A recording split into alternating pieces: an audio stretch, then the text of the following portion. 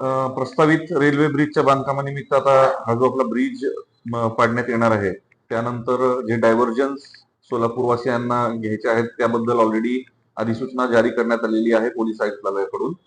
यामध्ये दोन्ही जे रोड आहेत, म्हणजे इकडे मोदी चौकीकडे जाणारा रोड असो किंवा इकडून 54 मीटर कडून येणारा जो रस्ता असो, त्या दोन्ही रस्त्याची पाहणी आम्ही केली. ही पाहणी प्रामुख्याने ट्रॅफिक आणि लॉ अँड ऑर्डर या दोन्ही अनुषंगाने आम्ही केलेली आहे. ट्रॅफिकसाठी एसीपी ट्रॅफिक आमच्या सोबत होते आणि त्यानंतर लॉ अँड ऑर्डरच्या हिशोबाने इथे काही इश्यू होऊ शकतात का, यासाठी आम्ही त्याची पाहणी केली. रात्रीच्या वेळी काही ठिकाणी पथदिवे नाहीयेत किंवा काही ठिकाणी सीसीटीव्हीची आवश्यकता वाटते, त्या संदर्भात किंवा काही ठिकाणी काही अतिक्रमण आहेत ती तात्काळ काढणं गरजेचं आहे. त्या संदर्भात आम्ही ऑलरेडी माननीय महापालिका आयुक्तांना पत्रव्यवहार केलेला आहे. या येत्या 1-2 दिवसात त्यांच्याकडून त्या कामांची पूर्तता होईल अशी अपेक्षा आहे. आणि त्याचबरोबर या दोन्ही रस्त्यांची सवय लागेपर्यंत सोलापूरवासियांना थोडस त्रासाला सामोरं जावं लागणार आहे, थोड्याशा गैरसोयीला सामोरं जावं लागणार आहे.